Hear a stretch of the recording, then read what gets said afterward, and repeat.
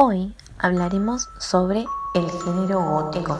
Antes que nada, para empezar, vamos a situarnos y ponernos un poco en contexto acerca del origen de este género.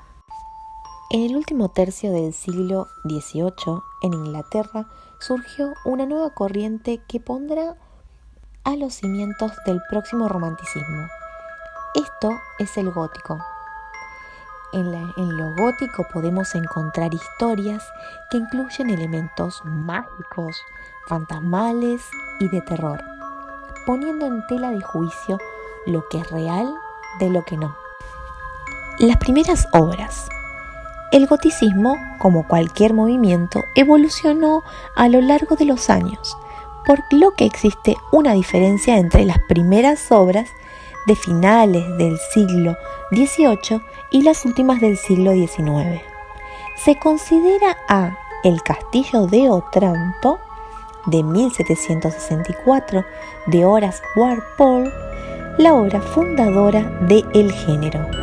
En la novela gótica contamos con una atmósfera que acongoja al lector. La localización y el ambiente también son muy protagonistas en estas historias. Pero como todo género, como ya dijimos en su momento, tienen su evolución. Estas novelas góticas clásicas se fundieron con el romanticismo al comienzo del siglo XIX. En este periodo encontramos a Frankenstein o el moderno Prometeo de 1818 de Mary Shelley y el vampiro de 1819 de John Polidori. Shelley logró la inmortalidad con su historia. Ya nos meteremos un poco más en la obra de Mary Shelley, pero antes vamos a analizar un poco más acerca de otros aspectos de la teoría de la novela gótica. Allí podemos encontrar al espacios de las novelas. Estos espacios tienen una particularidad, la de ser siempre doble. Por un lado, el espacio de la opresión, y por el otro, genera sensaciones satisfactorias y placenteras, en la que los mismos personajes ven paliadas esas angustias y ansiedades. Así, el castillo y el convento se constituyen como espacios cerrados casi herméticamente, del que no pueden huir, o es al menos poco probable de que lo hagan. El castillo se caracterizaba por estar siempre en ruinas en medio de un paisaje desolado y yermo, no domesticado y por lo tanto incomprensible. También podemos encontrar elementos sobrenaturales como espectros, muertos vivientes, fantasmas.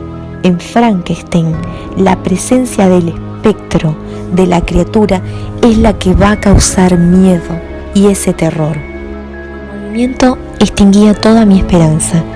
Era el autor de males irremediables. Vivía en el perpetuo terror de que el monstruo cometiera nuevos y horribles actos. Presentía que las desgracias no habían terminado, que el ser pronto cometería un nuevo crimen espantoso. Este fragmento es de la novela de Mary Shelley, Frankenstein. Existe una alternancia entre la realidad e irrealidad, con la presencia de los sueños y del mundo de las pesadillas. La fiebre vino después. Durante 2 meses estuve al borde de la muerte. Mis delirios, como supe después, eran espantosos. Me acusaba a mí mismo de ser el asesino de William, de Justin y de Clerval. A veces les pedía a mis cuidadores que me ayudaran a destruir al ser diabólico que me atormentaba. En otras ocasiones sentía cómo los dedos del monstruo se aferraban a mi garganta y daban alaridos de angustia y terror. Cronológicamente, son historias del pasado o en épocas inexistentes que alejan al lector del presente. Sus personajes son inteligentes, dominados por sus pasiones y enigmáticos, a veces castigados por la culpa. Soñaba y fantaseaba las imágenes del padre ciego, el hermoso Félix y la gentil Ágata. Los consideraba seres superiores que eventualmente serían árbitros de mi destino futuro. Trataba de imaginarme de 1000 maneras distintas el día que me presentaría entre ellos y la forma, cómo me recibirían. Creí que al principio sin duda sentirían repulsión, pero que finalmente me otorgaban su simpatía y más tarde su afecto, conquistados de mi buen comportamiento y mis palabras amables. Aquí tenemos otro fragmento de Frankenstein. También podemos encontrar un malvado que representa el peligro, una dulce doncella que es perseguida por él y el héroe valiente que la salvará del terror. Hay manuscritos exóticos, personajes extraños. Aunque tenga un final feliz, nos describe el poder que ejerce en la historia las tinieblas. Las historias son narradas, pero no con el fin de recrear la psicología del personaje. Esto está al servicio de los acontecimientos, más que auténticos creadores de la trama. La historia se constituye a partir de una sucesión de enigmas a los que los protagonistas están obligados de alguna manera a enfrentarse. Da una tensión entre el día y la noche. Durante el día permanece el misterio, pero a la noche empiezan a develarse todos los detalles de ese misterio. Aquí podemos encontrar otro fragmento que nos relata esta tensión que existe entre el día y la noche. En el silencio nocturno resaltó entonces una estruendosa y diabólica carcajada. Resonó en mis oídos larga y dolorosamente. Los montes se encargaron de multiplicar sus ecos. Todo el infierno se reía burlándose de mí. En aquel momento hubiera probablemente permitido que me poseyera el torbellino de mis sentimientos y hubiera puesto fin a mi vida, de no haber estado convencido de que mis oraciones habían sido escuchadas y por lo tanto me sintiera seguro de que llegaría a conseguir mi venganza. El relato dura lo que dure el misterio, pero para mantenerlo se ponen a mano todos los elementos que contribuyan a esta confusión. La narración en primera persona, podemos observar el caso de Frankenstein, y también encontramos una forma epistolar en este relato. Así nos da un poquito más de tensión y complejidad a la escenografía de estos elementos espeluznantes que hay en el género gótico. En cuanto a los personajes, el villano es el verdadero protagonista. Gran parte de estos relatos son acordados por los malvados héroes, dado que ellos encarnan otra exaltación extrema de sus efectos, de las pasiones y sus goces. En Mary Shelley podemos encontrar al extremo este punto de villano, en donde sentimos rabia por Víctor Frankenstein y también sentimos esa lástima de esa criatura y podemos comprender ese dolor que tienen ambos. La historia se constituye a partir de una sucesión de enigmas a los que los protagonistas están obligados a enfrentarse. Así se da una tensión entre el día y la noche. Durante el día permanece el misterio, pero a la noche empiezan a develarse todos los detalles de ese misterio. Aquí podemos encontrar otro fragmento que nos relata esta tensión que existe entre el día y la noche. En el silencio nocturno resaltó entonces una estruendosa y diabólica carcajada. Resonó en mis oídos larga y dolorosamente. Los montes se encargaron de multiplicar sus ecos, y me pareció que todo el infierno se reía burlándose de mí.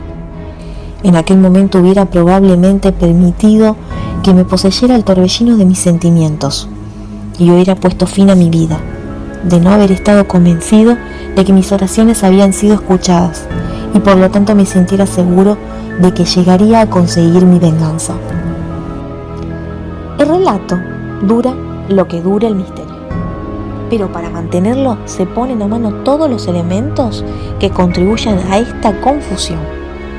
La narración en primera persona, podemos observar el caso de Frankenstein. Y también encontramos una forma epistolar en este relato. Nos da un poquito más de tensión y complejidad a la escenografía de estos elementos espeluznantes que hay en el género gótico. En cuanto a los personajes, el villano es el verdadero protagonista. Gran parte de estos relatos son acordados por los malvados héroes, dado que ellos encarnan otra exaltación extrema de sus efectos, de las pasiones y sus goces. En Mary Shelley podemos encontrar al extremo en donde sentimos rabia por Víctor Frankenstein y también sentimos esa lástima de esa criatura y podemos comprender ese dolor que tienen ambos. Debemos dejar pasar por alto a la hora de hablar sobre la obra de Edgar Allan Poe. Su literatura está cargada de romanticismo y de tintes góticos. Los cuentos de Edgar Allan Poe marcaron un hito a la hora de los relatos del horror. A partir de 1835, con Berenice, una narración oscura de un hombre que está obsesionado con los dientes de su amante, las historias de Poe ampliaron el espectro de la ciencia ficción, el misterio y el terror.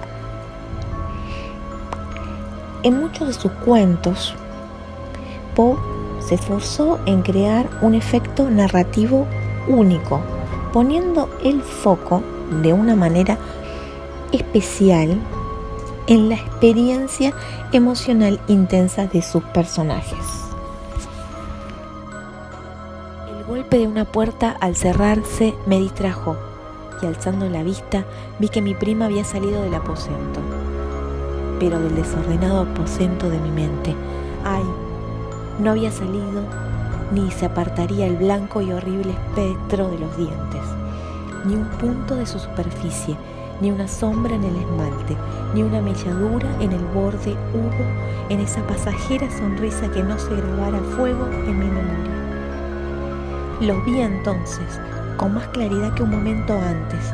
Los dientes estaban aquí y allí, y en todas partes, visibles y palpables, ante mí, largos, estrechos, blanquísimos, con los pálidos labios contrayéndose a su alrededor, como en un momento mismo en el que habían empezado a distenderse. Entonces sobrevino toda la furia de mi monomanía y luché en vano contra su extraña e irresistible influencia.